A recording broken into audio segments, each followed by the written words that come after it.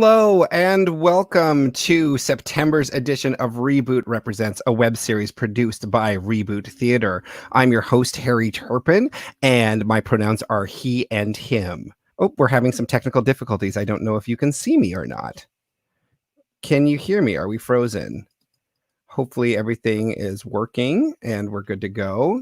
Looks like we're having, oh, there we are. It looks like we're having some technical difficulties.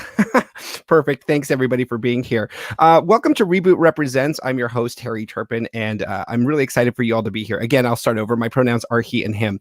Joining me and helping produce tonight's broadcast is producer and fellow board member Kevin Tanner, pronouns he, him.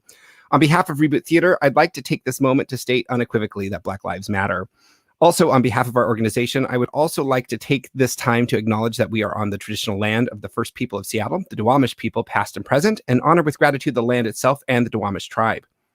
This acknowledgement does not take the place of authentic relationships with Indigenous communities, but serves as a first step in honoring the land I occupy and resisting the erasure of Indigenous past, present, and future. For those of you who might be joining us for the first time, and for those of you who might be joining us again, a brief description of how tonight works.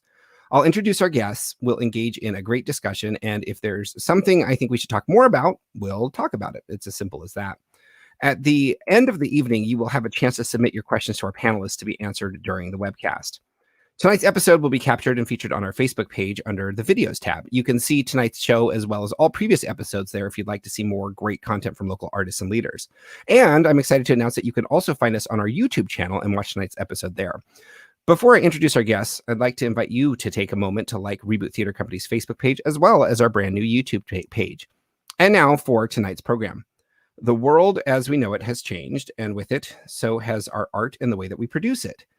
With our normal means of reaching audiences shuttered for who knows how long, these three companies took the lead and took the leap to the online digital platform, producing productions such as Oedipus, Robot Face, The Wind in the Willows, among many others. My guests have learned many, many things along the way. We're going to talk about what they've learned, what they wish they could do again, and where they're going next. My first guest is Dominique Cantwell. Dominique's claim to fame, in addition to being a one-time child caber toss champion and expert fitted sheet folder, is as the executive director of Bainbridge Performing Arts. For 10 years, she has worked with her team to develop the practice of sustainable, compassionate, and inclusive community theater. Please welcome to the show, Dominique. Hi, Dominique. Hi, Harry. Thanks for being here. Thank you so much for having me. So, yes, I'm Dominique Cantwell. My pronouns are she, her, and I'm so excited to talk about this journey we're on together. Yes, I can't wait to hear all about it. Thanks again, Dominique. Joining us next is Mike Lyon. Mike is an actor, director, and Russian translator. He is the co-artistic director of DACHA Theater and works as Youth Theater Northwest as an admin assistant and improv coach.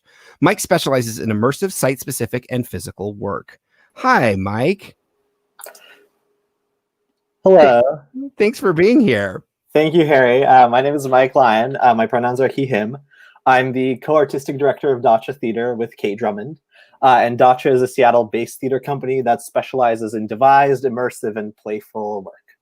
Perfect. Thanks so much. I'm looking forward to diving in and hearing more about the recent work that you did that featured our own Kevin Tanner. Rounding out tonight's panel, we have Russel Hay, a multidisciplinary artist who works across different mediums, including theater and circus arts. When not performing in front of an audience, he uses computers to make art and interactive experiences. His wide reach across art and technology led him to join the board of directors for Play Your Part as technical advisor and director for the company. Hello, hello. Hi, I'm Russell. Great to be here. I'm super excited. Technical director for the company, not director. Thank you. Yeah. So sorry about that. So I'm with Play Your Part Seattle, and we're a theater nonprofit that is working to inspire action through captivating theater.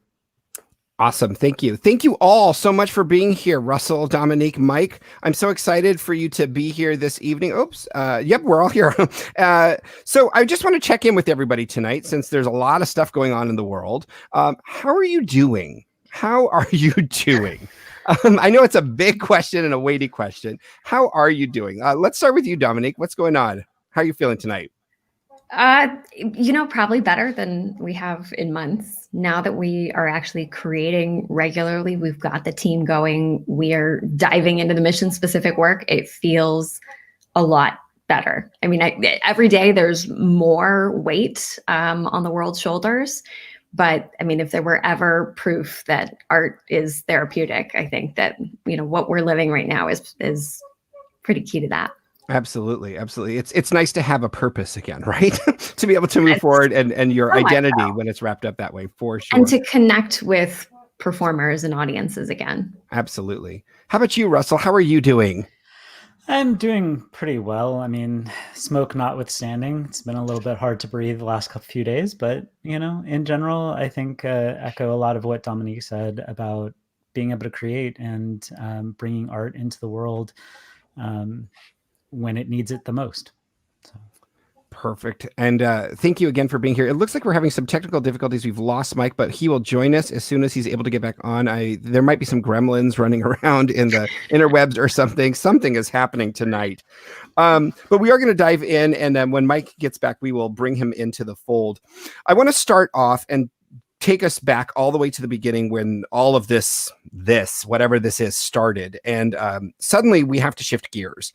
I'd like to know what the immediate feeling in the room for each of your organizations was when it became apparent that theater as we know it, as normal, was not going to happen anymore.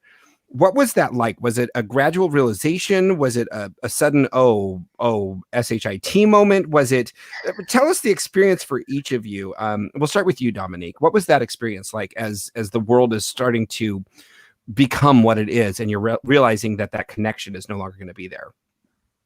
It was really gradual for us. I mean, I went back and in late February, we started putting the hand sanitizer stations around and putting in place new cleaning protocols, talking to staff about getting personal preparation taken care of so that we could really focus our efforts around performers and patrons, because we were just days away from opening Fun Home, which is a show that we had worked for years to get the rights for, had kind of the just best possible cast. It, just inspiration at the exact right time.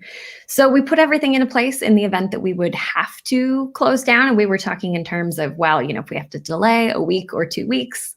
And then, the writing was kind of on the wall. We sat down with the cast, with the musicians and the crew, and just got their thoughts about it before making any kind of executive decisions. What threshold were they comfortable with if the choice needed to be made?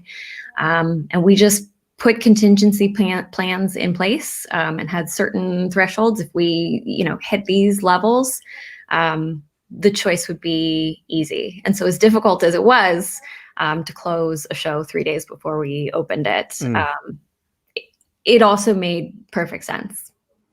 Yeah. And in that instance, when you are going through all of the work that you're doing and that lead up, I mean, I myself was in a production of The Fantastics that we had just opened, and we were having those same conversations, and we got to do 2 performances of that. So at least we had that as a sort of a bow on the situation. But to be in a situation, and particularly an exciting and important show as Fun Home, to be able to move forward and not get the opportunity to perform 3 days before, that must have been incredibly hard and heartbreaking. But it sounds like you guys all handled it in a very, very well thought out manner, that the cast was able to recognize the difficulty, but be able to accept it for what it was. I mean, at that point in the game, it was a family. It wasn't a cast. And yeah, they were so gracious about every step of it. What about for you, Russell? How was that for you? What were you guys going through at that particular point? Were you producing? What was happening for you? So for us, we were, it's a little hard to remember because, February feels like a lifetime 10 years ago. Yes. Right.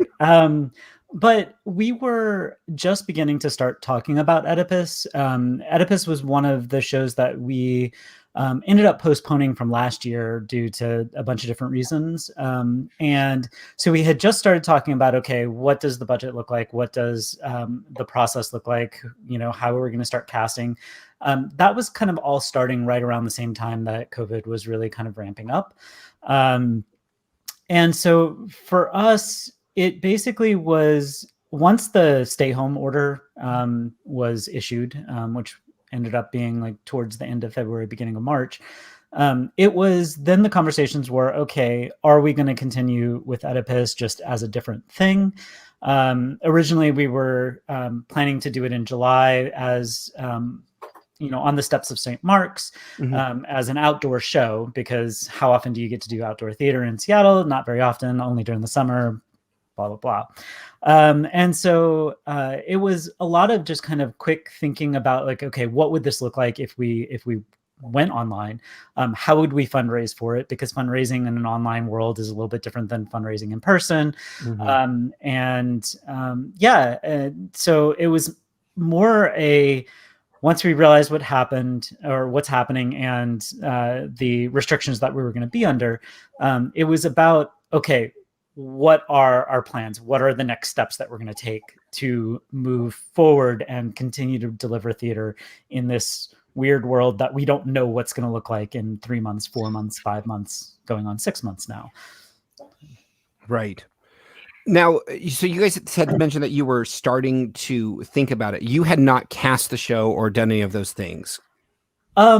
So last year we did do some casting. Okay.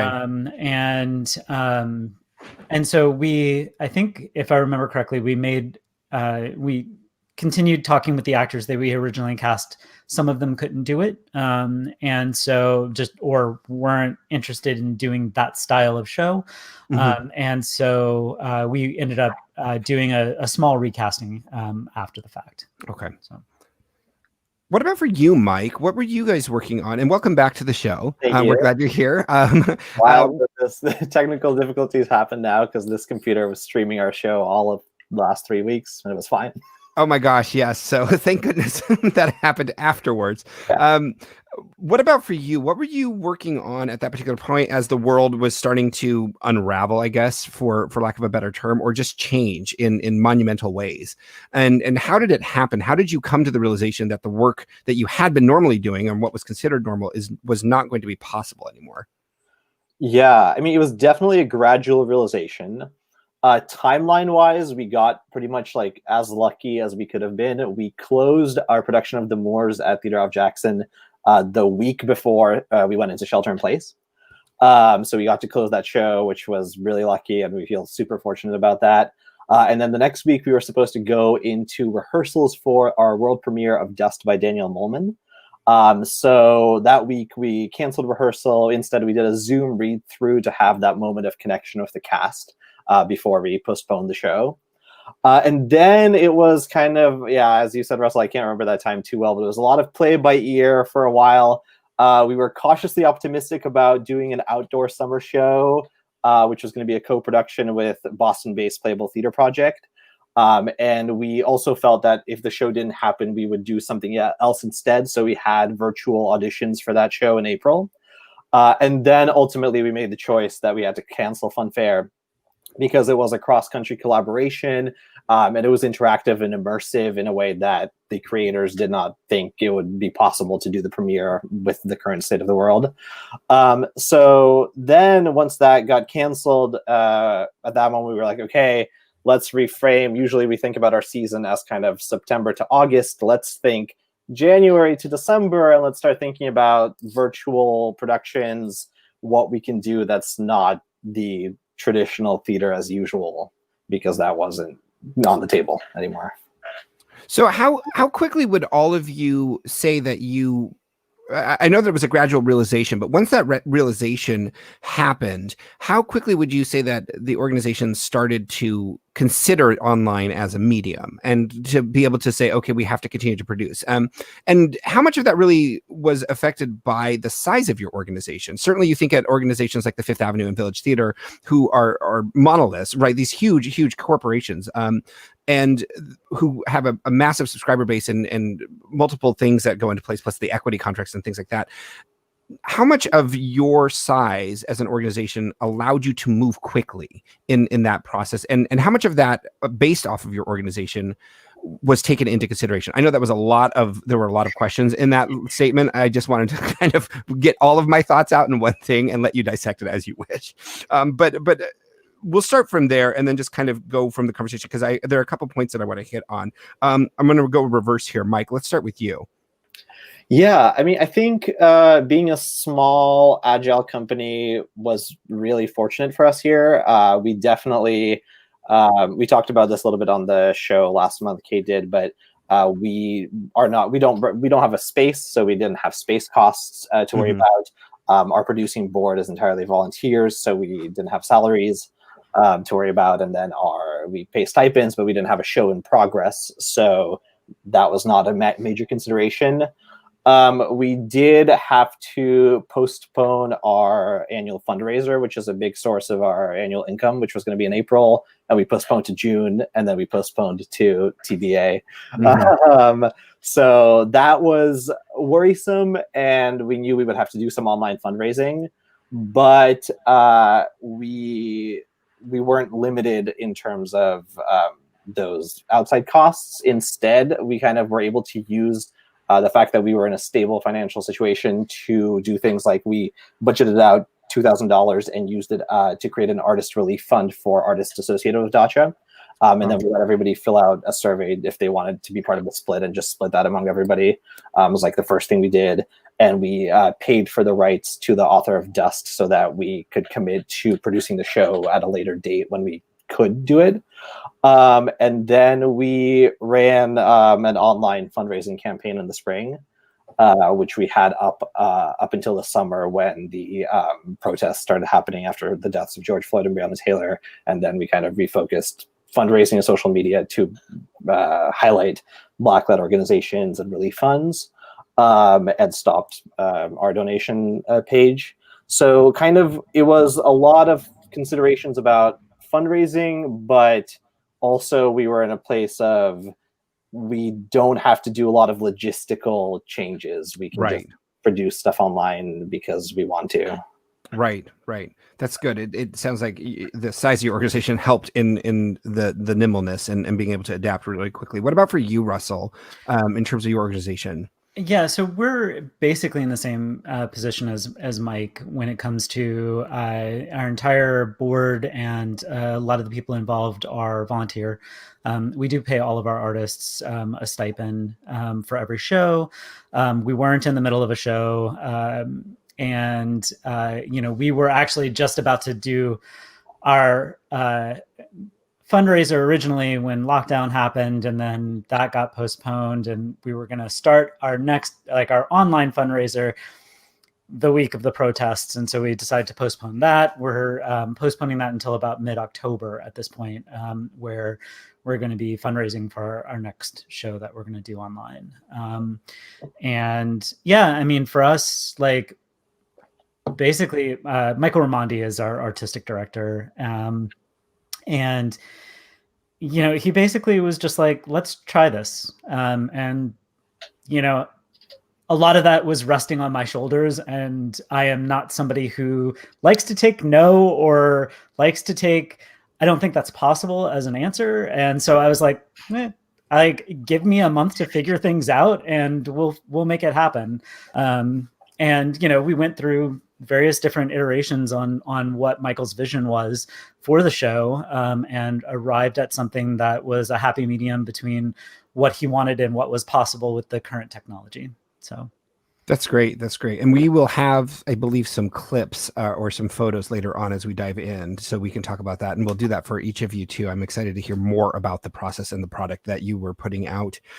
Dominique, the question changes for you a little bit, because Bainbridge does have a space, and Bainbridge does have salaried employees and a lot of things going on there.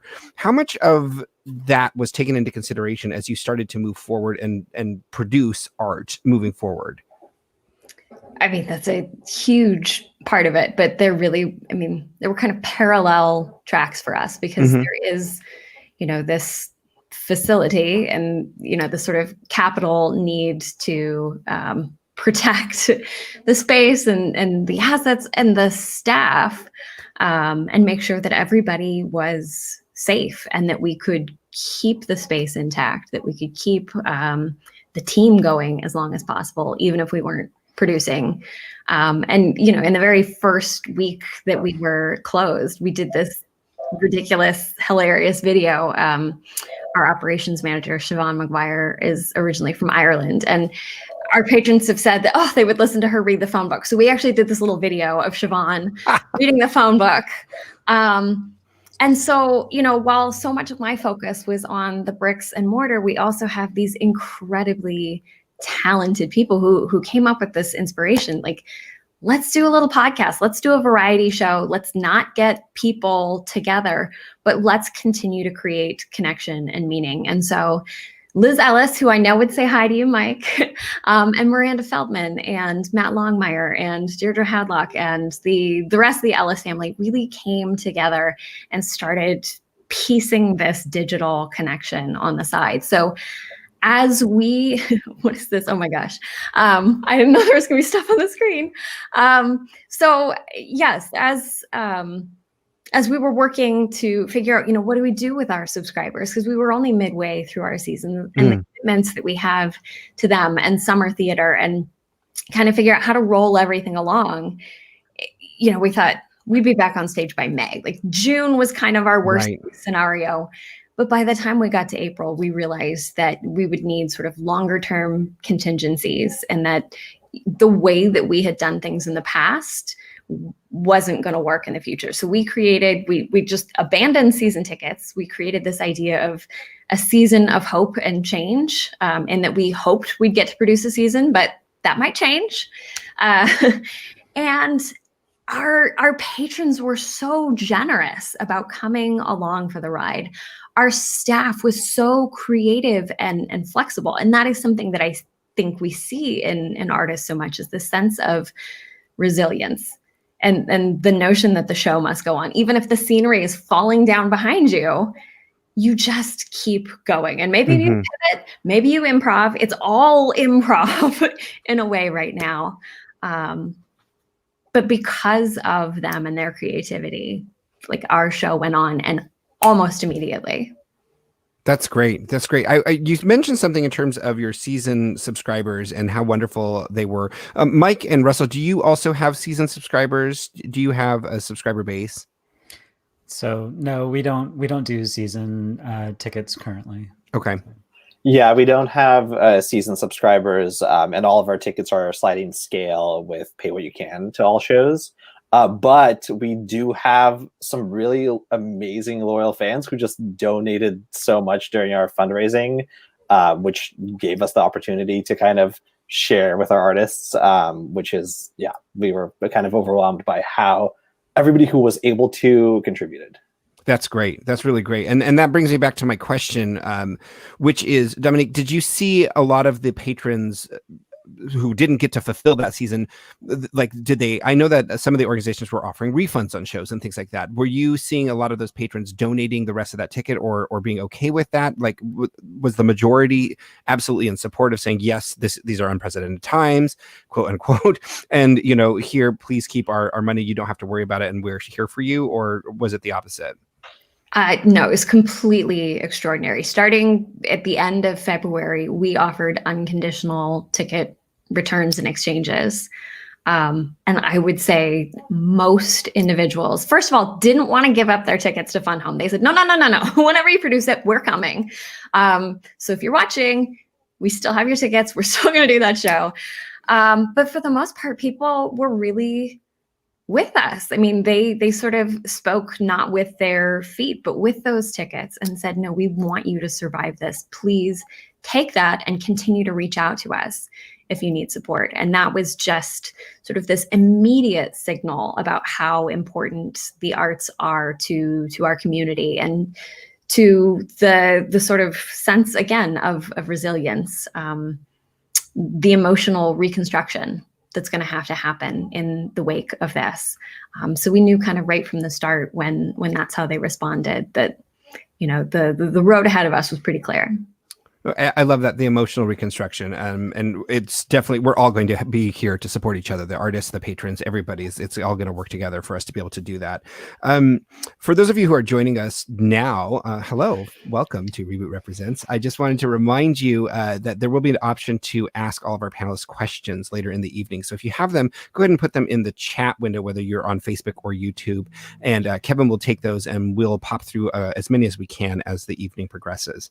All right, so so the decision's been made. You're going to move forward, and what I'd love for you now to do is talk about the opening project that you did, the very first thing out.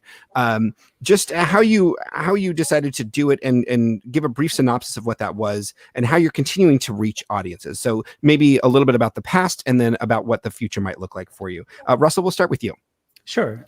So for Oedipus, like I had said previously, like we had postponed it from last year for a bunch of different reasons. And when we started thinking about what are we going to do for like the next online, or for our first online production, Oedipus seemed like a really kind of prescient play. It's about a plague being, wiping through Thebes as a result of a corrupt leader. So it just seemed like kind of things were lining up right to produce this as our first online production. And so it seemed like the right fit.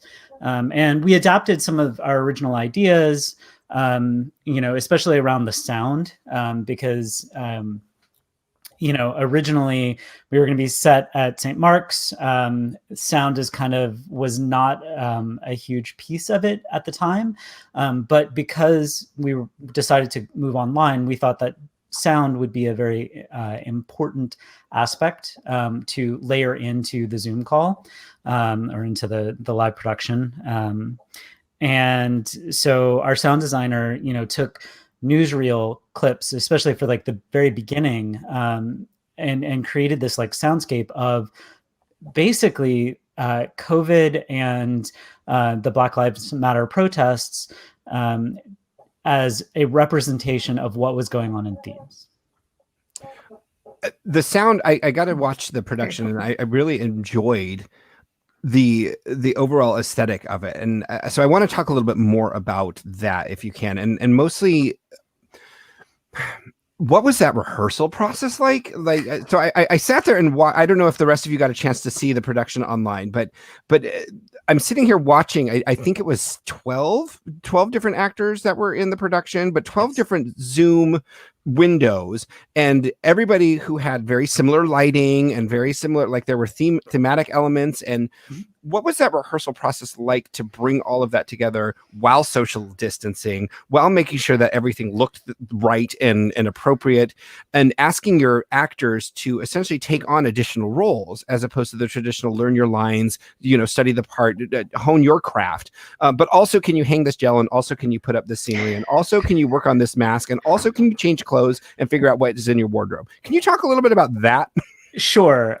So that process was definitely like our tech week ended up being like, I think, a month long, as we started kind of bringing, pretty much, and trying to bring all these elements online. Now, for our production designer, what she did was she had one-on-one meetings with all of the actors to look at their space, kind of survey what's available, where they would be able to actually perform, as well as kind of ideate how to do the set design and the lighting design. We actually did end up shipping a lot of stuff to people just to allow us to socially distance. And so a lot of it was, we're shipping this to them. Most of our actors were luckily in the Pacific Northwest, so some of them we just did socially distanced delivery and pick up in bins where we'd put it down on the thing, and then like a quick wave and then you leave. And then some of our actors were actually in New York City. Wow. And so it was really just working with them individually, one-on-one. We definitely did a tech check with every single actor, where I walked them through setting up all the software, making sure that they're hardwired in, did all of the okay, like, you may not be the most technically savvy person, so I'm going to like have you share your screen so I can see exactly what you're seeing and give you instructions, step-by-step instructions on what to do. And so there was a lot of that. And then for the actual rehearsal process, it really was just, we're in a Zoom call with all of the actors, seeing each other, interacting with each other. For the tech crew, we were on a separate communication channel. We used Google Hangouts for that, where our stage manager, just like in traditional theater, was calling all of the sound cues, all the video cues. Luckily, our video cues were actually pretty minor. It's mostly just go live, and then if something bad happened, and we can, when we go into the actual, like, show you the breakdown of how it all worked, I can kind of show you that. But that's great. It was so impressive and so incredibly well done. And I sat there watching it going, wow, I have a hard time sitting through a Zoom meeting for work. I can't imagine having to put together this entire project with all these different actors and, you know, with the constraints on the internet and all those other things, just even thinking about what happens if all of a sudden your lead's internet goes out and they have to drop the call in the middle of the show, right? I mean, it was really well done. And I don't know if there are any horror stories about that, but I would love to hear more. And good. We'll talk a little bit more about that later, but I definitely want to hear about that. What about for you, Dominique? If you want to talk a little bit, I know you had mentioned the podcast and the variety show and things like that. Share a little bit more about what you guys have been doing. So, I mean, actually, what we started to do was born out of like the most genuine collaboration. There's an organization, Bainbridge Prepares, on the island that really wanted to be able to connect with everyone and make sure that no one was falling through the cracks. And they approached us, and the Bainbridge Artisan Resource Network is known as BARN because they have a broadcasting studio, and said, what would you think about putting together a show? And so Miranda Feldman, who is just an extraordinary writer, started by sort of weaving some humor into it. You know, there was a different mock fairy announcement to start it off. And then we kind of interwove these really important social service messages in with original content. And so there were like short plays, there were musical interludes. We had a different host and a monologue each week. And it was just such a great way to connect back when everything was completely surreal.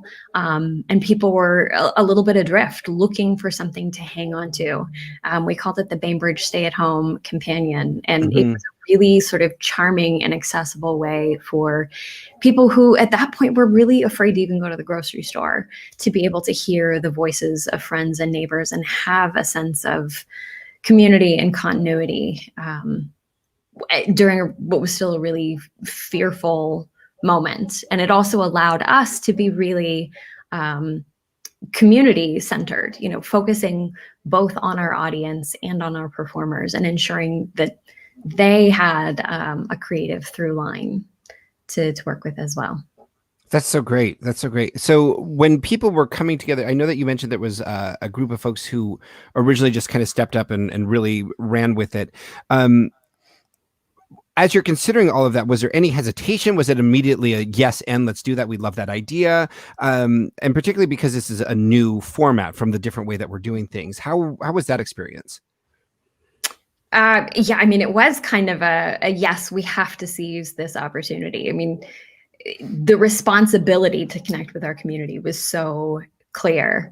And it just so happens that we have these incredible people in our midst who know how to do these things and who were willing to step up at a time when, you know, the walls were coming down around them to lift everybody up. Matt Longmire started what was called the COVID monologues, and we solicited, you know, original stories, poems, music from the members of the community so that they could also express themselves.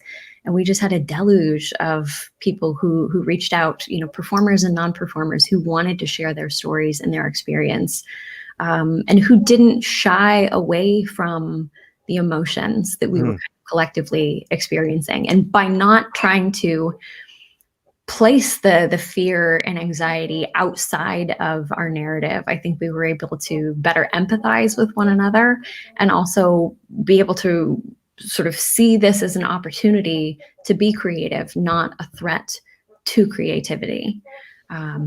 And it was marvelously inspirational to all of us. You know, it was sort of proving our mettle.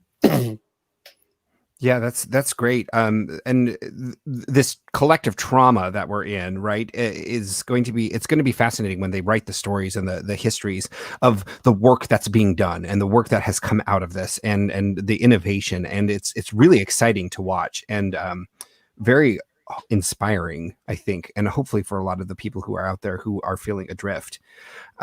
Mike, I know that you guys put on Robot Face recently. I wanted to talk a little bit about that production. Can you share with everybody about what that was and the process and how you went through that?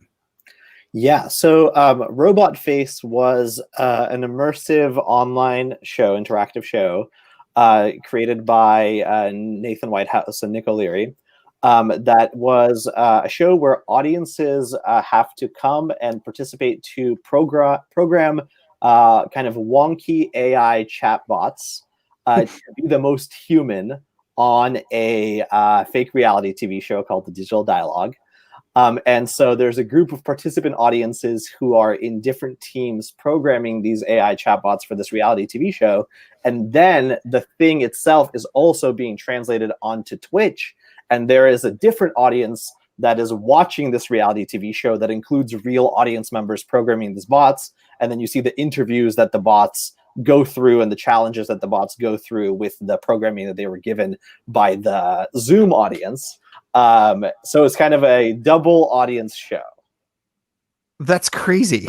that's so intense and like bizarre. And I know, Kevin, and I'm going to totally put you on the spot here. I know you're lurking in the background, but we actually have one of the performers in that show. Yeah, prep yourself. I see you, Kevin. Fix your hair. That's fine. But I'm going to bring Kevin into the room. And because as a participant, I'd love to hear your thoughts about what it was like being a part of that show and maybe the rehearsal process and various things like that. Yeah, great question. I have always been very hesitant about Zoom theater, but when the idea, was pitched and we were talking about this interactive aspect that was really interesting to me. So, we started out on Zoom with just exploring these very different concepts of like, how does an AI talk? And, how do we create this aura of a reality TV show while also in Zoom? And then also having this other technical aspect of having it be on Twitch and having to improv with actors in our Zoom breakout room. It was really interesting. It was incredibly rewarding to be a part of, but I was totally not expecting how like successful it would be. I had so much fun being a part of it, and yeah, I mean, it was a good time. That's great. And we will see a little bit of that later. And thanks, Kevin, for jumping in really quickly and sharing your thoughts. I know I put you on the spot there. Award me next time. What, 10 seconds or 5 seconds is not enough time? No. All right. Note taken. Thank you. Mike, I want to talk a little bit more about the audience element of that, because so from what you just said, it sounds like there were participants who were there working with them. And then there was an additional component of right. And then there was an additional component of people all over on the Twitch channel that were also part of this. So, oh my gosh, that's so much uncertainty. And like, how did you navigate that? And did you just really have to prepare to be ready for anything, or what were the parameters so that way it made some sort of cohesive sense? Yeah, I mean, those are great questions. And it was definitely going into it, it was a little bit overwhelming. I was the streaming director for the show. So I was on the end where I was figuring out all the tech. Mm-hmm. Which I'm not qualified to do. I was like hearing Russell talk about this. I was like, oh, Russell would be very qualified to do this. I was kind of learning OBS and Twitch and everything for the first time. And I got very lucky in that our stage manager, Rosemary Jones, has used Twitch before. So she kind of guided me a little bit. But yeah, it was a lot to manage. It was the concept itself was very solid in that there were very clear tasks for all of the participants. They didn't really have to act. Like, the idea is that they are people who don't know how to program, who are on a reality TV show where a bunch of people who don't know how to program use very simple software to program something. So like, they don't really have to act. They just have to, they kind of have to, in a playful way, consider what does it mean to be human and think about how can what does an AI have to say or do, or how does it have to act to be human? So there's kind of some playful introspection there. And so they were in 4 different Zoom breakout rooms, the 4 teams, which of course is already a challenge because I have one streaming computer, but one computer cannot be in 4 breakout rooms at once. Right. So that was, we tried so many solutions, including having a different video up in each room, streaming to another place where I was collecting that, putting it into OBS. Then we ended up just having the my computer move between breakout rooms as we highlighted them. And then there were these characters of programming assistants. Kevin was one of them, who guided the audience through the software and through the reality, or through the programming side of it. And then for the audiences on Twitch, it was kind of like they were watching an episode of a new reality TV show. They commented, and there were 2 hosts who would read the Twitch chat and kind of react to what was happening on it. They got to vote on who they thought did the best in each challenge. So they actually, a lot of the time, influenced which AI won and which, like, the Zoom audience, how they, like, what happened to them. And then I also think that, obviously, for the people in Zoom, they were really there. They were a part of it. But for the people watching on Twitch, kind of the amazing thing about Nick and Nathan's idea is that it also brought them in because they could see the amateur audience members in the show. So they kind of were proxies. And it felt like, I could be that person. It's kind of the same thrill from watching. Like, a lot of what we were doing when we were stuck in quarantine for months is watching reality TV. So that kind of definitely influenced it. And then also there were all these articles about these real live, like pretty primitive AI chat program algorithms that people were relying on to, like, not feel so lonely recently. That there was like a couple articles in the Times. And so our relationship with technology has suddenly, skyrocketed. It's everything. So I think I lost track of what the question was, but I just got excited inside. No, that's okay, because I'm sitting here, like, my jaw is dropped just as I'm hearing all 3 of your stories. And what I'm hearing from all of this is this incredible passion and dedication to really just jumping in, and the innovation that has come out of the need to create and the need to adapt and to be able to move forward. And Mike, that sounds like a congratulations. That's what I want to say, is congratulations. That just sounds like a technical puzzle, this crazy technical puzzle that you somehow managed to figure out. And only maybe this is something that you guys had planned or thought about before, but really came out of the current situation that we're in, that we have this platform, we have this space, let's do something with it. And why don't we go ahead and do this? And I just want to talk a little bit about that adaptation as you guys moved into it. Was this an idea that had existed previously? Was this literally something that said, okay, COVID is now, we exist online, how do we make that work to our advantage?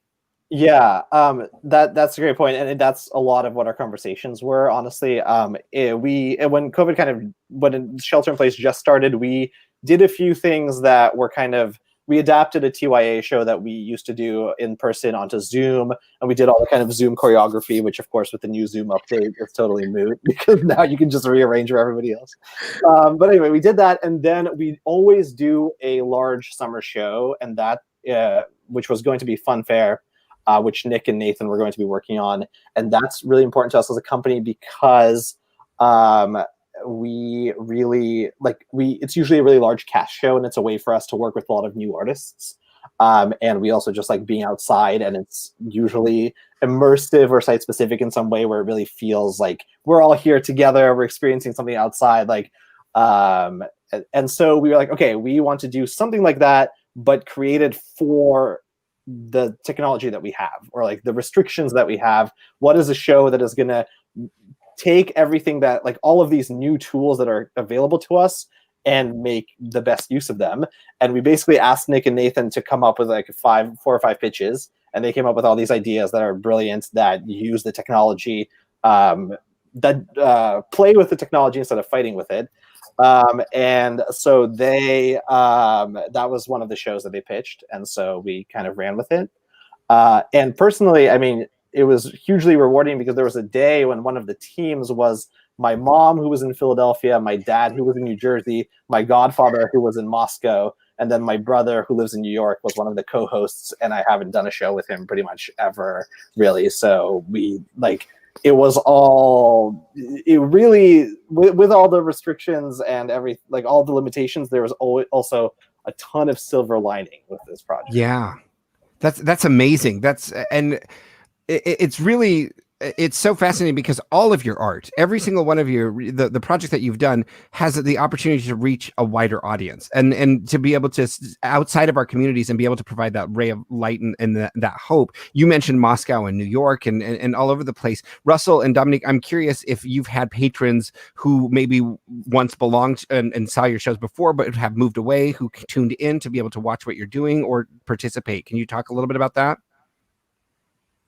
Have you had patrons, Dominique, who were previously like members of BPA and subscribers or things like that, who were able to tune in and listen to the podcast? Have you heard from any of them? Yes, I mean, absolutely. We have sort of extended BPA family all over the world, all over the country. And this has actually been allowed us to engage them not just as patrons, but also as performers. We can get people who we love and who've moved away to record for the podcast and just bring them right back into our living rooms. You know, in the same way that you might approach, you know, a certain type of set design, you know, when you're looking at, you know, the negative space and you think of obstacles in this case as the negative space, sometimes you can better see the light that way. And so, you know, I think that was how a lot of people reached us, is because that's how we approached it. We just didn't really see this as obstacles, and it was an opportunity to be creative and to make a bigger tent and to bring more people into it. You know, it's just a whole different set for us. And our directors have been incredibly generous and creative in the way that they're thinking about approaching it and bringing people in. So, I mean, if anything, this has extended our reach and our family. I really love that way of looking at it, that it's just a different set element, that it's a whole different set that you have and be able to play in that. And certainly Mike and Russell and Dominique, the way that you guys have created these projects to be able to do that and bring that together is really fascinating and inspiring. Russell, you had mentioned that you had performers in New York as well as part of Oedipus. So yep. I know that you, if I'm correct, I think you went live at 6:30 or it was at 7 o'clock here. So it was different times depending on the day. Okay. So we had times that were specifically set up for East Coast and ones that were set up for West Coast, so that not all of the actors had to be acting at, you know, the middle of the night. And so, yeah, I think our call time, or I think our show was at 7 on Friday and Saturday nights, and then we had like a midday show on Saturday and Sunday. So the show it ran about 90 minutes long. So yes. So one of your performers or a couple of your performers who are in New York, this is 10 o'clock their time, and they're yes. finishing up at about 11:30, which is not terribly late for us show folk. We're used to about 11:30 finishing a nightcap or whatever that might be. But still, that's an interesting and fascinating thing. And I wonder how much of that is going to start to become normal as we continue to produce online and create art, to your point, Dominique, about bringing in those artists that we love and that extended family who are all over, that we're able to bring them back in. I'm curious if that changes the way that we approach casting and the way that we approach the projects that we're doing and what we can do. You know, I mean, oftentimes you have to look at considerations of the talent pool that you do have and whether a particular project is available or able to be done. It's an interesting question, and I'm curious to see how that plays out moving forward. I don't know if, go ahead. When you talk about casting though, like it really sort of exploded some of the existing models. You know, we are working so much towards, you know, sustainability and inclusiveness, and you get, anybody playing their dream role. You can really put aside some of the things that directors may usually put, take into decision. When you're pairing up, the onstage chemistry, that really changes when you are behind a screen or behind a microphone. And I just think tears down so many of the obstacles to traditional participation. And it's been really cool to see people putting their selves forward and taking risks and being vulnerable in a way that they might not have been for an on-site audition. And, I have always wanted to play this dream role, but I'm too young, or I'm too old, or, whatever people make up in their minds are their limitations. And those are being peeled back in real time. And it is the coolest thing. I mean, when you're talking about silver linings, the inclusivity that comes from this particular model is huge. And it's one of the things that I would love to see translates back to the stage. Absolutely. So that we start seeing a totally different composition of cast and reimagining, not just who we cast in roles, but how we cast ourselves. You bring up an interesting point, and I'm going to deviate from my list of topics that I sent a little bit, but I wonder how much, and maybe y'all can speak about this, but I wonder how much of this, with all of the social issues that are at play currently, and with us all being isolated and all of us in front of screens, essentially, all day long, and having the information and really being confronted in a lot of ways with our own personal biases and the way that we've manifested and existed in the world. How much of that, as this continues on over the next couple of years, I hate to say it, but how much as this continues on the couple of years, does that then eventually translate to what you were talking about, Dominique, in terms of being on stage? Now that we have a greater understanding and a greater awareness of being able to move forward, and does it change the way that we put practices when hiring a director for our company to say, it is now our mission, you must have a certain number of representation. You need to be aware of this, so that way it is not a whitewashed version of whatever we're doing. So I guess my question is do you find that in our isolation, we're building stronger connection, and that's going to then propel us forward? Is that something that you as leaders of your organizations are willing to commit to and be able to say when we do get back on stage? There's my gotcha question, I guess, for the interview. I mean, I can jump in and say that, in some ways that this has been such a gift to the way that we think about the work that we're doing.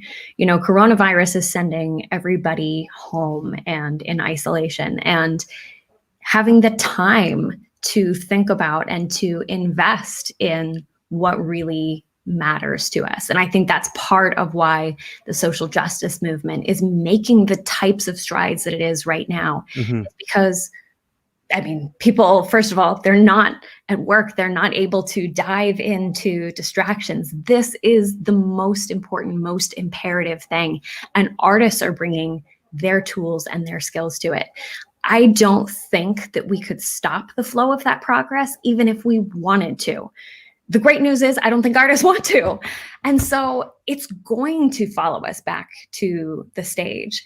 It's going to be part of the social contract that we have with one another as artists and directors, and the way that we rethink not only existing work, but new works. Mm-hmm. That's something that the first episode of our new podcast was a new work, excerpts from a new work by Jessie Smith, who's written Hands Up, Don't Shoot. And it really takes a hard look at social justice in America and changes the perspective that so many of us may have had. And I mean, as much as we're changed as individuals from this time and the perspective we're getting, I think that our organizations are going to change as well. And that is a really good thing. It is a long time coming. It is too long coming. And I'm excited to see what it means for us next. Russell, Mike, any thoughts? So for Play Your Part, we were founded on the idea of social justice and partnering with other nonprofits to support various different social advancement things. And so, like, for example, one of the first shows that we did was called More Than Maria. It was plays, original works that were based off of people, interviews with people who were affected by Hurricane Maria, and the proceeds went to I forget exactly which organizations, but organizations that were dedicated to helping rebuild Puerto Rico in as a result of, because of the lack of response from the American government on rebuilding efforts. And so we constantly, like, every single one of our productions has a social justice element to it, and proceeds go to organizations that we've paired with.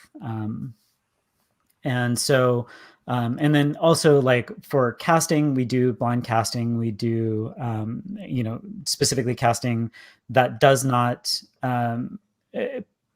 for lack of a better term, but like pigeonhole the role and the actor into a very specific viewpoint. So we're committed to continuing the work that we've been doing, as well as we now are moving further in that we're recognizing that also at our leadership level, we need more diversity. And so we are actively recruiting basically people who are not white men to be on our board, to take part in higher levels of our creative efforts.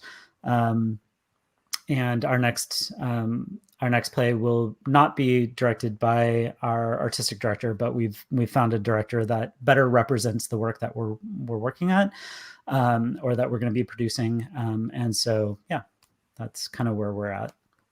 Thank you. What about you, Mike? What are your thoughts about that?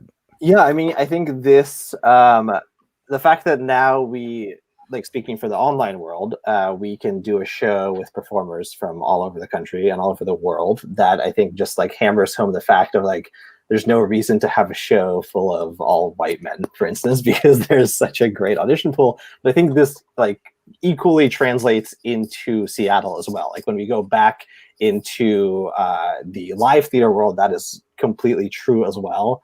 And we've been doing a lot of retrospection this summer about how DACHA can increase the diversity in our teams and the representation in our shows.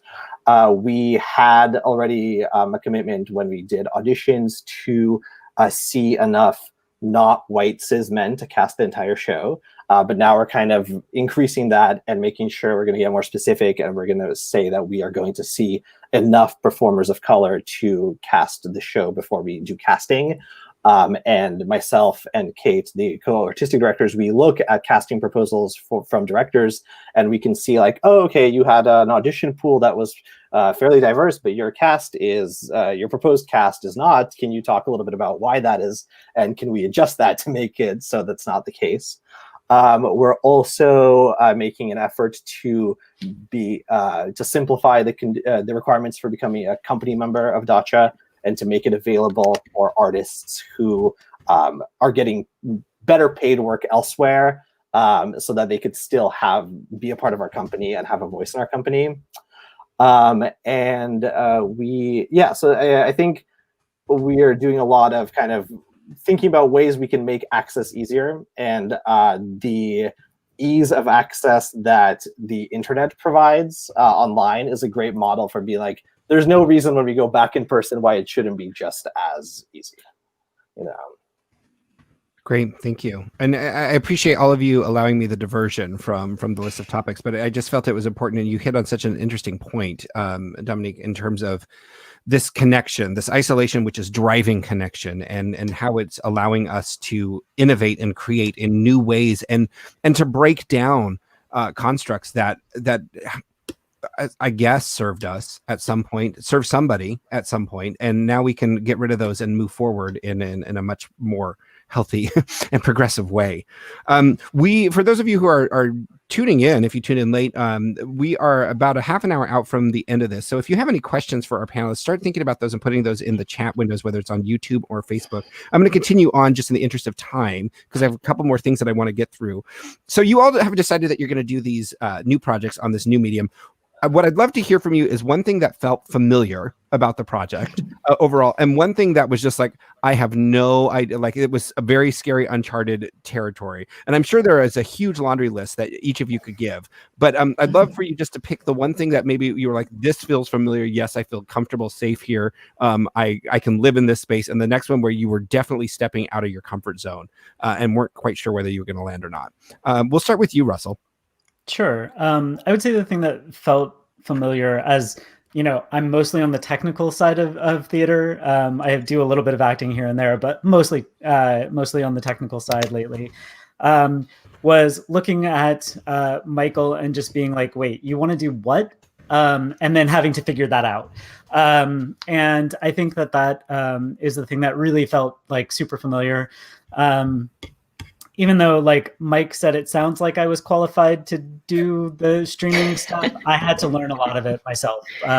Like, I knew what OBS was because at one time I did a little bit of Twitch streaming of pottery, of all things. And like, I understood like the protocol side because I used to work for real networks like a long time ago. And not much has actually changed since then. But beyond that, like, I would say that that's probably like the part where I started feeling very unsure was just like, how are we going to make this happen? Mm-hmm. And so it's kind of two sides of the same problem, new technology versus, you know, making the vision happen. But that's really encouraging, right? I mean, if you are finding the thrill out of that, and that's the thing where that's the common, and then it's like, oh, okay, but how are we going to make that happen? It's going to stretch you to the next step. I love that. Dominique, what about for you? What felt familiar about as you started putting all of this work together, and what was the scary thing for you? I mean, in our case, I think that more things felt familiar. I mean, there are all the emotions that come with, you know, the first reading, you know, meeting the casts, the excitement of opening night. It's pretty weird to be sitting at home in our living room on an opening night. But really, you know, the people that we're working with are familiar. The stories that we're telling are familiar, and we're trying to evoke the same kind of connection, just in a different way. So, you know, working through the technological barriers was certainly a challenge. Thankfully, you know, unlike Russell, that was not what I had to do. So, you know, my being behind the scenes and, you know, helping put the building blocks in place so that the genuinely creative people can do what they do best was very much the same in a lot of ways.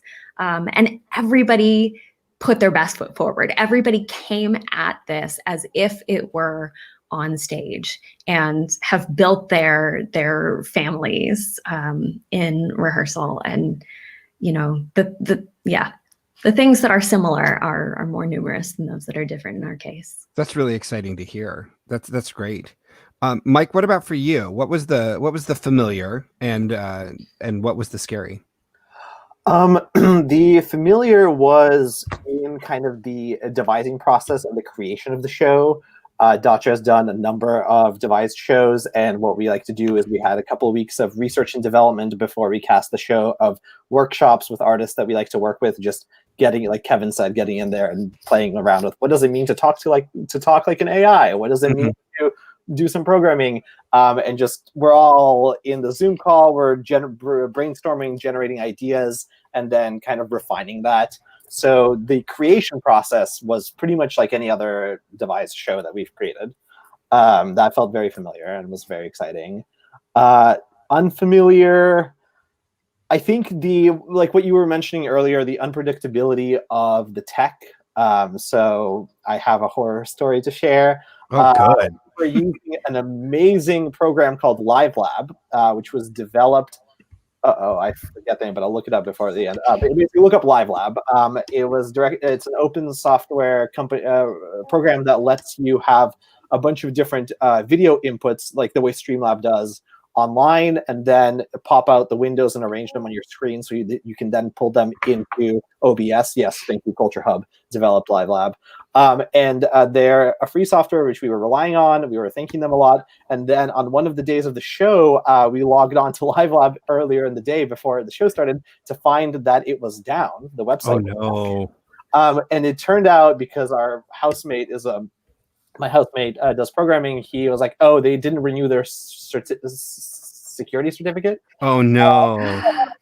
So we're like, "Oh, this is our show completely relies on that." So what we did was we went and found the names of the creators. We found their LinkedIn. We found the cell phone number. We called a bunch of them, and this amazing programmer Tong Wu, who later we invited her to come to the show, and she loved it. She went and she updated the certificates. She lives in New York. So basically we had to find the people who made it, call them, and ask them to please renew the safety certificate or whatever it is. And yeah, just the feeling that problems could arise out of just totally unexpected sources. Oh my gosh! Thank goodness for the power of internet. Wow! Like, I'm sure they're just sitting at home watching Big Brother or whatever they're streaming, and they just get this random phone call, and they're like, "Hey, by the way, oh my gosh, that's amazing! That's a great story." But so many good things about LiveLab. I gotta plug them. We cannot plug them enough. Awesome. And I think the link is in the chat window for folks, culturehub.org/livelab. You can take a look there. Kevin has just put it up on the screen for you. Thanks, Kate, for sharing that. I'm going to deviate a little bit because I love horror stories, and I would love like a coffee table book of horror stories. So I would love to hear a horror story from Dominique or Russell, if you have one, about your experience and the things that you did. Russell, we'll start with you. Sure. The internet is a wild, wild place, and there's lots of bad actors who, and by bad actors I mean people who do bad actions, not bad actors. There are a lot of those too. I mean, Right. let's be honest. There are a lot of those too, but not in this instance. Yeah. So opening weekend for Oedipus was actually at a time when the entire internet was getting bombarded by a bunch of denial of service attacks. And this was hitting people like Cloudflare, which fronts like, a lot of the internet, as well as other really big providers. And so our opening night show went fantastic. Had, I think, only one small technical glitch. And we were like, yeah, this is going to work. We're like super excited. The next day, when the attacks were like really full force going on, we actually ended up having to cancel the show because none of our actors could connect to Zoom. Zoom wasn't working. Oh, wow. Our internet service provider for our website, which was being hit by the attacks. And so just like everything went wrong that day. Wow. So after having an amazing opening night, we had a complete like meltdown where we had to cancel the show probably about 20 to 30 minutes into the show, and give everyone a choice of whatever other performance they wanted to see. Luckily for us, though, that was the only day that we had something so catastrophic happen that we couldn't continue the show. So. Wow, that's crazy. Oh my gosh. The internet is a wild, wild place. Yeah. Oh my goodness. Wow. Dominique, what about you? Any horror stories? So we kind of figured out in advance what some of our horror stories could be if we didn't get this right. I mean, being on the island, a stiff breeze knocks our power out. The internet is incredibly unstable. I mean, frankly, I can't believe I haven't dropped off twice already tonight. So, I mean, we knew pretty early on that Zoom was going to be maybe a non-starter for us. And that's part of what drove the whole podcast idea. But that comes with its own set of challenges.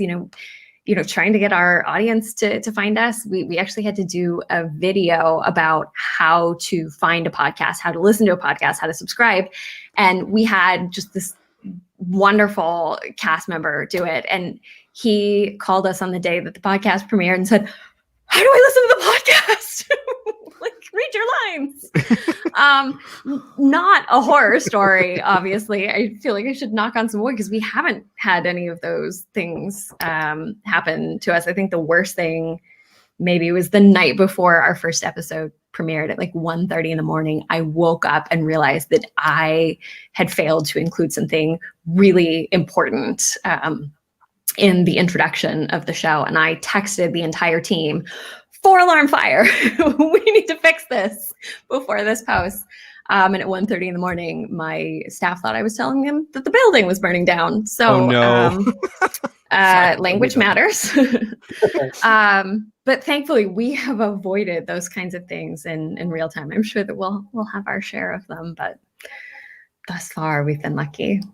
It's I guess we go back to that thing that we all know in the theater, right? That you just have to expect the unexpected. It's going to happen, particularly as we're navigating all of these new crazy things to do. We are coming up on time, and so I don't want I want to jump in because I want to do a little show and tell of all of the different things that you have done and some slides and stuff like that. So Russel, we will start with you, if you want to go ahead and do that. And then we'll pop over to Dominique, and then we'll go to Mike, and you guys can share and just talk a little bit about what you're showing, and we'll go from there. So Russel, we'll take it to you. Sure.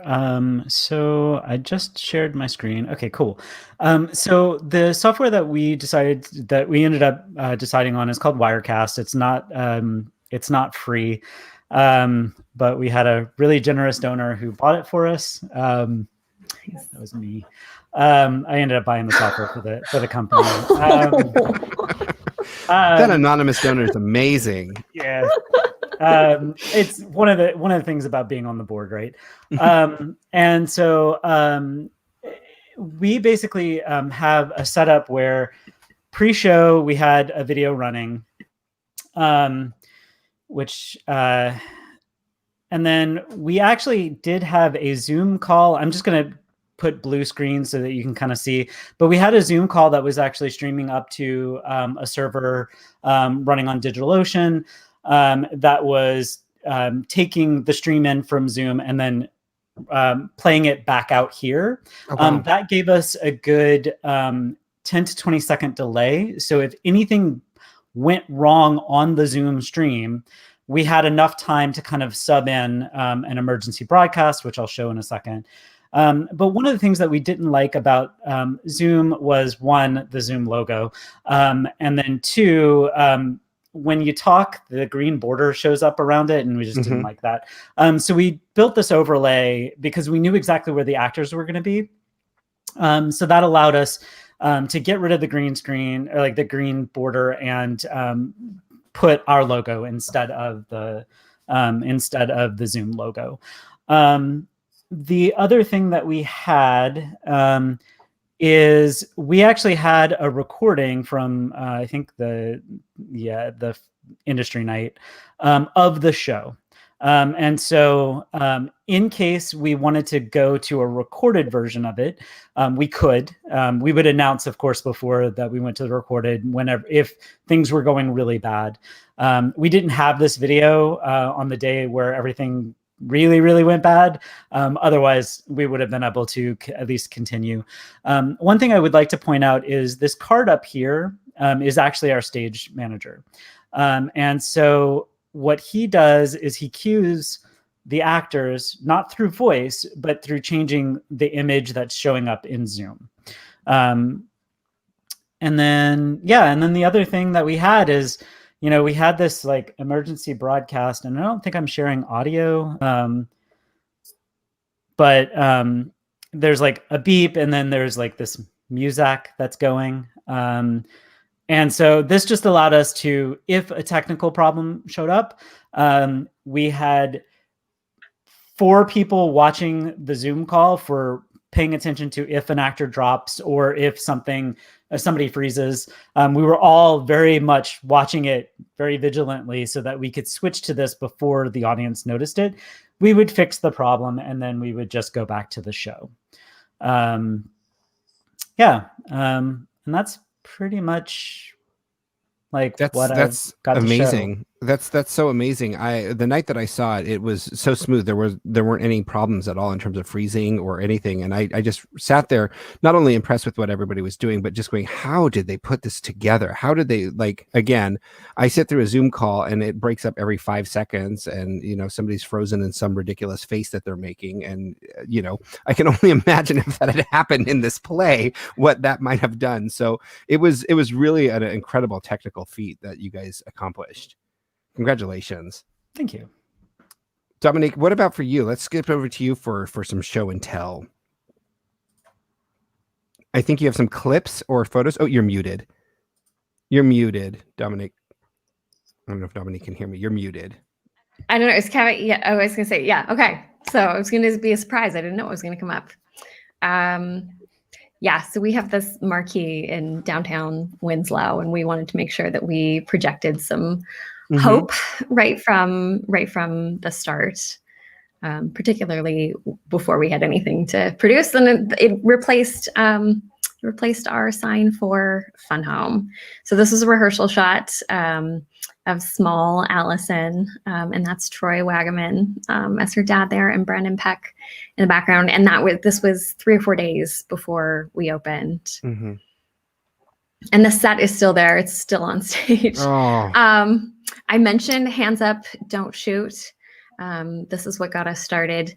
One of the great things about the podcast, and something that's definitely different than how we regularly produce, is that people can find us anytime. They can subscribe, and we have a new episode every single week. And so they can continue to discover what it is that we're working on. That's great. And something kind of for everybody. That's why we go from hands up, don't shoot to Wind in the Willows. We're really leaving no audience out. That's Nelson Spickard. He plays our rat. And we set up one of our studio spaces as a dedicated recording space. So all of the rehearsals are via Zoom. And then we have one recording day where everyone is just hyper social distanced in the room. They each have their own mic stations. We have some serious protocols that they go through. But Nelson decided to come costumed for his day, and it was just fantastic. That's fantastic. And I think, Kevin, we have Bainbridge's URL in the background that we might be able to throw up. There it is, BainbridgePerformingArts.org. You can check them out and see what they are doing. And as Dominique mentioned, they're doing something new every week, right? Which is great. It's available on the website, on virtually all the podcast applications. So, iTunes, Stitcher, Spotify, you name it, you can find it. Great. Check that out, everybody. Mike, let's go over to you. I know you've got some videos for us for some show and tell, and this will be about Robot Face. Tell us a little bit about what you're going to share here. So sorry, I'm just clicking this screen share thing. I'm trying to figure out. Just make sure it's work appropriate. That's all. Yeah. So here, I'll start with my third monitor. So I borrowed a desktop from one of the creators, Nathan. I borrowed another monitor from one of my housemates. I got a bunch of tech together by borrowing it. So one of the monitors, this is where all the Live Lab feeds went. So we had like the 2 hosts were up here, the 3 judges were here, and then the programming Live Lab went into here where we could see what the audience had programmed for the AI to do. Right now, there's no feed going in, so it's not very interesting to look at. I'm going to switch to my other screen. Here we go. Great. Is this working now? It's not sharing yet, so you want to click that, but there we go. Oh, great. Okay. So we have a little video to watch, I think, right? Yeah. Is it sharing now? I can't tell. It is sharing. Mm-hmm. Oh, great. Okay. So anyway, this is what the judging looked like when we actually had the feeds. This is just a screenshot. And then when I'll show you the kind of the front end of what the audience saw, and then the back end of me recording what I'm doing. This is the interview. I'm not sure if you can hear sound or not. This is the host talking to one of the AIs, and you can see the code that the audience put in here. That's great. So this is kind of what shows up on the Twitch stream. And And then what's actually happening in the background is this is the Zoom call with the AI. Then this is OBS with the host and the AI. And then this is the third monitor with all of the different judges and host live videos. And then another computer where I have my Slack communication with the cast. Wow. This is like a command center going on out of I your really home. felt like I was in like a space program. That's so impressive. So impressive. That's crazy. We are coming up on our time here, so I do want to open up for some questions from the audience, and we do have one here from Miranda Feltman, which says, "What have you been able to achieve using your new medium that would have been impossible on a stage?" Which is a great question. And while you're thinking about it, one of the things that popped out to me as you were all talking about your just being able to utilize performers and things like that, there's this added benefit that the work gets to be archived, right? It's on this digital place, so we get to actually save it, and we get to be able to keep that, as well as reaching much bigger audiences. All of a sudden, the limitation of a 200-seat house is gone. You can have 1,000 people show up, I suppose, if you're paying for that sort of hosting capabilities. But it's really interesting. So back to Miranda's question, what have you been able to achieve using your new medium that would have been impossible on a stage? And feel free to jump in, anybody. Dominique, you're muted again. You'd think I'd done enough of these meetings by now. No, one of the things is that we're able to produce a new show every single week. You just can't turn that around on stage. We have so many rehearsals going on for so many different shows at the same time. And the sense of inclusion that we are able to create for that by having so many casts and so many people involved just couldn't be replicated with the facility and the limitations that we have. And like you said, the ability to archive this for these shows to last in perpetuity across so many mediums is just so cool. I mean, we usually can't record our performances. We can't get the rights to do that. And so to have our own adaptations and to have this as sort of a gift that performers are able to give to, their friends and family who also can't be in person, is kind of transcendent right now. Yeah, that's great. What about for you, Russell? I think the main thing is just reach for us. Oedipus was our biggest house, just in general, across any of the shows that we've done. We're a relatively new theater company, so still building an audience. And I think the story that one of our actors told us was basically her mom, who is, doesn't live on the West Coast, hasn't seen her act in a really long time. And especially right now, because she's older, can't really go anywhere. And the fact that she was able to watch the show was like, I mean, when she told us that story, like I cheered up because it's just like, that's like just being able to have people you love and see you as a performer is something like, I don't know, just it's a special thing. There's power. And being able to make and access. Right. Access, that's such a huge part, and just particularly in this time of isolation. I don't know about anybody this side story, but it kind of relates a little bit. Is I woke up the other day and goes, I just need a hug from my mom. I just like a mom hug was just going to make everything better, right? And so to hear that story about this performer whose mom was able to connect and be able to see their work even after years, and just that little mini connections, trust that connection. It really makes a difference. And the silver linings out of this is that we are able to connect in ways that we have never even imagined before with our art. There really is a great power in that, and viewing it through that lens. Thank you for sharing that story. Gosh, it touches my heart too. What about for you, Mike? Yeah, I mean, 100% to what both Dominique and Russell have said, like being able to have an audience that's wider and also have actors in New York and family members on the East Coast see the show and a bit further than the East Coast was huge. Also, specifically for Robot Face, I would say that almost none of it would have been possible not online, because of this idea that we have like one set of audiences, that another set of audiences watching, the feeling that it's a reality TV show, the actual like taste for the audience of programming, a very simplified but ingenious representation of programming created by Sam Levittich, who made the web app for the actual programming thing. It kind of all exists only in the ether, and so I think it would be very interesting to me to see what it would be like to try to adapt Robot Face for the stage. Oh yeah, that would be a totally different show. And who knows? There might be a business model in that show that you guys like farm it out to other companies who are looking for things to do. I mean, that was pretty impressive. So you've now got a full-time gig that you can be the technical director for all productions of Robot Face moving forward.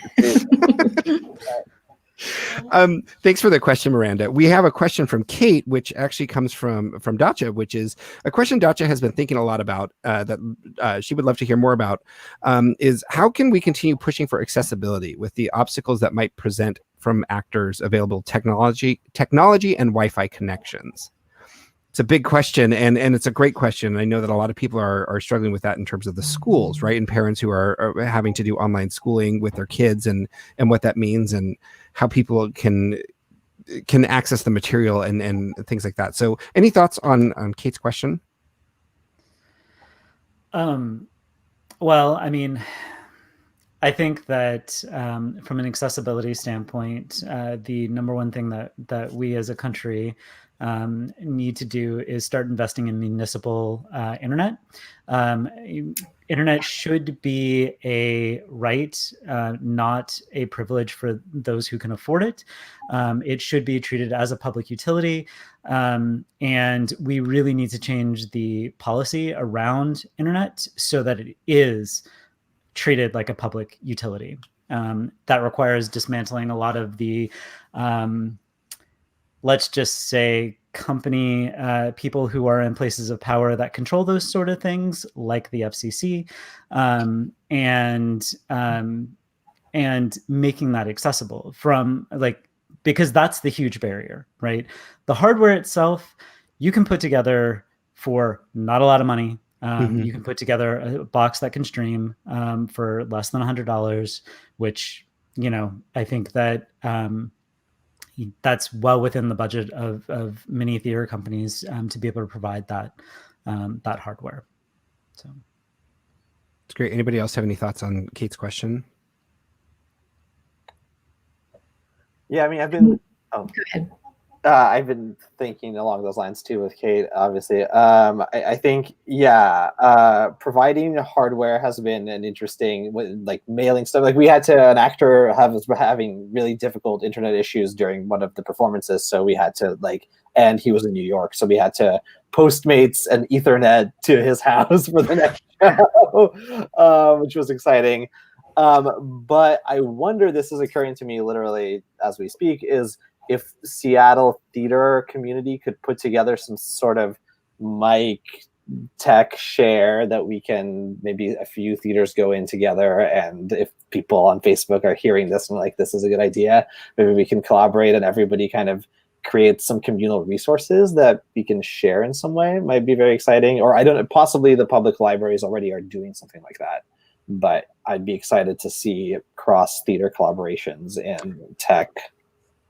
I think that's a great idea. And I know that we on this show have talked about what the future of theater is going to look like as we come out of this and how we're going to survive. And a lot of conversation has been around those cross-sharing opportunities and being able to share space and being able to share resources and utilities. And so that way all of the companies can continue to thrive and be in existence, right? I mean, I think for me, the biggest fear is, and we're starting to see a lot of it, is organizations starting to shut down and not being able to be here. And gosh, as all three of you have illustrated this evening, the art is so important for us to be able to continue to connect and to do that. And so to lose those companies, if there's anything that we can do from a collaboration standpoint, I think we definitely should be exploring those options. I love that idea, Mike. It might be something that we should chat about offline at another point and see, of course, Russell and Dominique, if you're interested in that too, and see what, if there are legs there, and see what could happen. I really like that idea. I mean, both of you guys just hit the nail on the head so hard. I mean, theaters are such a mirror to the communities that we perform in. And I think that this is just highlighting the incredible inequity that people both in the arts and across all sectors are experiencing. So I hope that there will be some awareness raised by that, but also that, you know, this become a real opportunity for collaboration. And that we do start working together instead of competing for these resources, particularly when we're performing in such different ways, and that there is equipment that is just sitting unused, that there is creativity that's being dampened because of it. So Absolutely.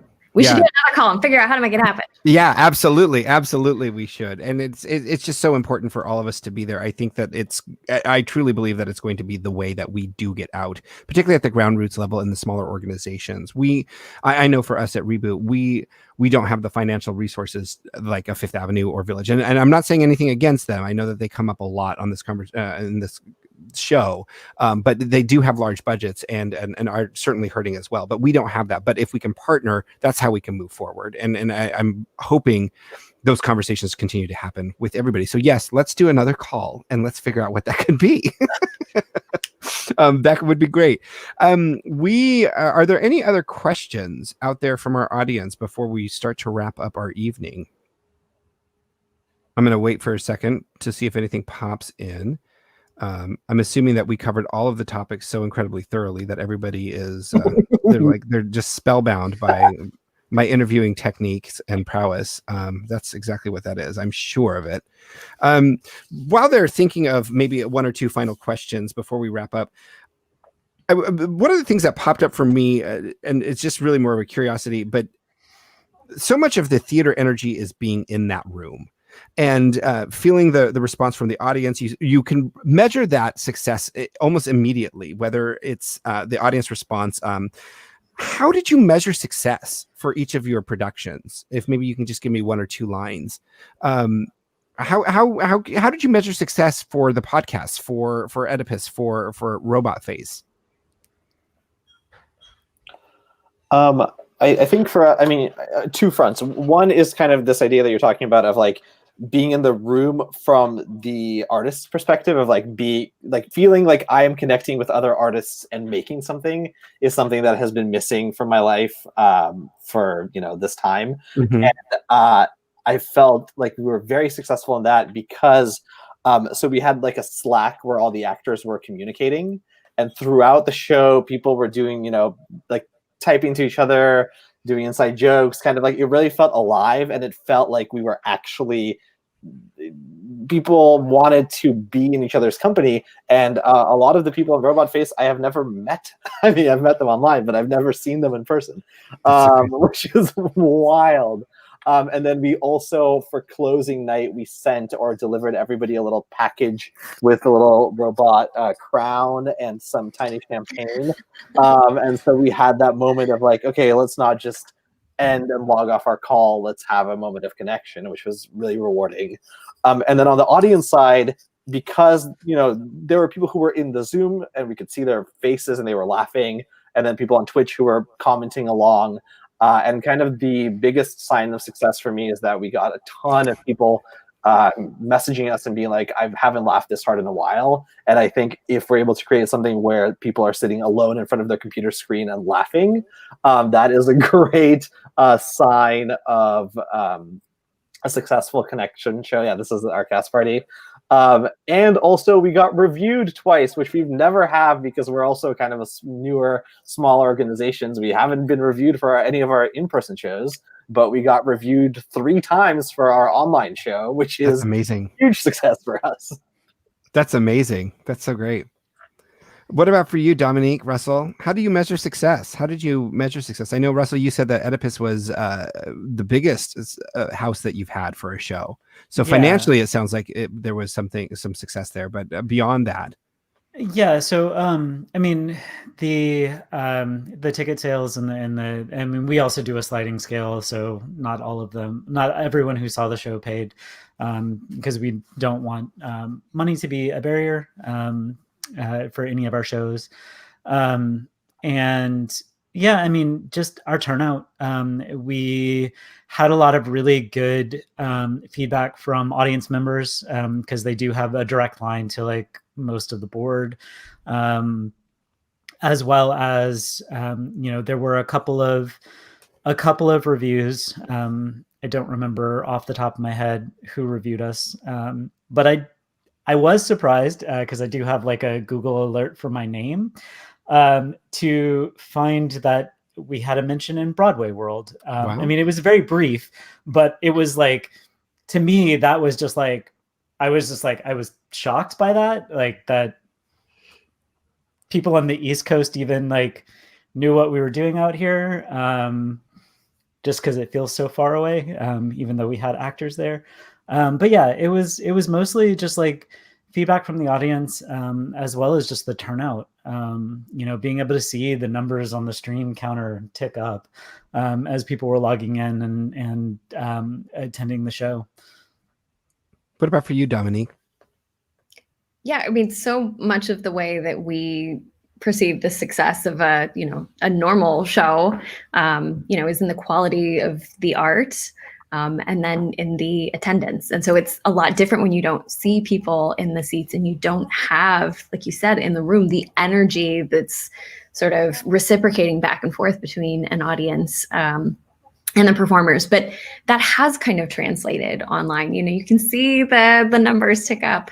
You can see the number of subscribers, the individual downloads. And somehow, like, all of the triumphs that we've had in that space are so eclipsed by the ones that we've had in the artistic and the human space. Just the ability to continue to connect people unto itself, even if there was no audience, that we're getting the performers together, that the stories are being written and told, is just enormous.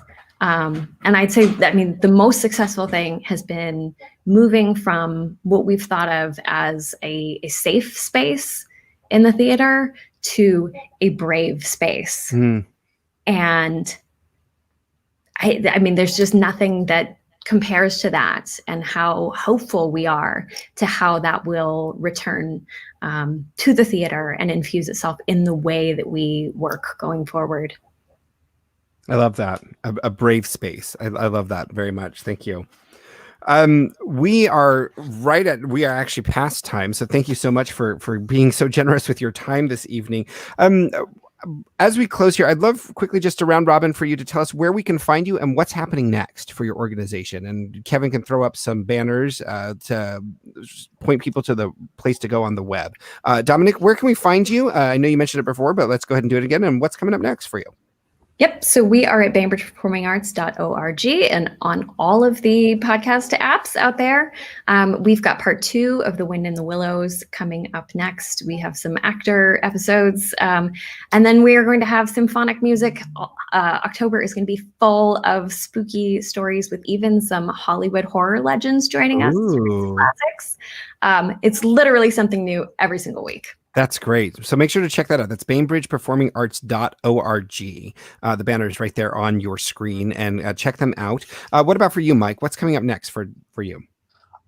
So next, we don't know what the next show is going to be. We are going to do something around Halloween-ish. It's still kind of in the works, but something spooky TBD. But the next thing we're doing is we're going back to some smaller scale events, and we're doing a trivia night this Thursday on Twitch of robot and reality TV trivia, kind of to celebrate the closing of Robot Face. So you can find information about that on DACHAtheater.com or on our social media, DACHA Theater, Instagram, Twitter. All of that. Great. And that's up there on your screen again, DACHAtheater.com. And Russell, how about for you and play your part? What's happening there?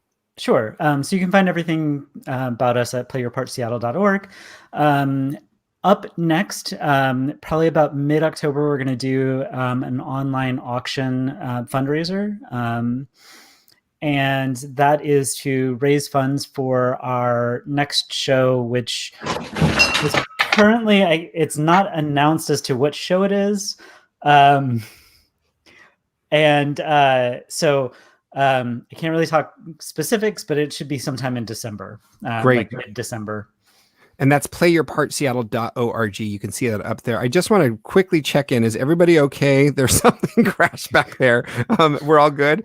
I told you I get Zoomed bombed by a cat in every single meeting. She waited for the end. She did very well. She did very well. Very well. So thanks, Kitty, for doing that. No worries. Expect the unexpected, right? So Harry, can I plug one more thing? Absolutely. Go for it. Okay. So through tdf.org, we will be making Oedipus available for restream. So there's a few productions or a few run-throughs on tdf.org. Great. So if you just search for Oedipus on there, you'll find it. That's tdf.org? tdf.org. Yeah. Oh, great. Right. Is that the Theater Development Fund? Yes. Yes. No. Yes. Theater Development Fund. There it is. Kevin threw up the banner. Thanks so much, Kevin. TDF.org. Check that out for Oedipus. Thank you so much, Dominique, Russell, Mike, for giving up your evening and for this incredible conversation and sharing the incredible and inspiring work that you all have been doing. It's really been a pleasure to chat with you this evening and to share and to celebrate the work that you've done. So really, thank you so much for being here and for being a part of Reboot Represents. I really appreciate it. And now I'm just going to close out with some fun Reboot Represents updates. Keep your eyes peeled out for, this is my chance to plug our stuff. Keep your eyes peeled out for our Reboot Test Kitchen, which will be coming up soon. We have 2 nights of performances of brand new works on 2 separate Mondays. That's going to be October 12th and October 26th. Details will be showing up on reboottheater.org. We have 17 different unique performances that are going to be showcased on those 2 nights, which is going to be really fun. It's really going to be a fun couple of evenings. So make sure to keep your eyes peeled for your email, as well as our Facebook page and our website. In addition, this is my favorite part because I just love swag. Reboot will be launching some merchandise that you can purchase in the next coming weeks to show your Reboot pride. And so again, keep your eyes on our website as well as our Facebook page. And then tune into this show, Reboot Represents, for more information about that. As we come to a close this evening, I'd like to take a moment to recognize the terrible tragedies and loss from the devastating wildfires that are spreading across the Western United States, and just to say that our hearts and prayers go out to those who are affected. I spent the last week in Eugene, Oregon, surrounded by the smoke and the fire on either sides, and to see the communities impacted there and just total devastation was very humbling. And so just want to take a moment to reflect and pause and keep all of those who have been affected in our thoughts. This will bring to a close another episode of Reboot Represents. As always, a tremendous amount of thanks to all of our guests who showed up tonight. Dominique Cantwell, I've got all of your names here and I'm totally going to mess them up. Oh no! Dominique Cantwell, Mike Lyon, and Russel Hay, thanks for being here this evening and for sharing your thoughts and your insight. Always a tremendous thanks to Kevin Tanner for producing and running the show in the background, as well as being an impromptu guest this evening. Thanks again, Kevin, for jumping in really quickly. And of course, 1,000 thanks to you who are watching our show and choosing to spend your evening with us. Be sure to join us next time on October 5th, where we will be featuring some of the artists from Reboot's Test Kitchen and talking about what their inspiration was and how they put together their show. That should be a fun evening. For Reboot Represents, I am your host, Harry Turpin, reminding you to trust yourself, to be yourself, and we will see you next time. Thanks.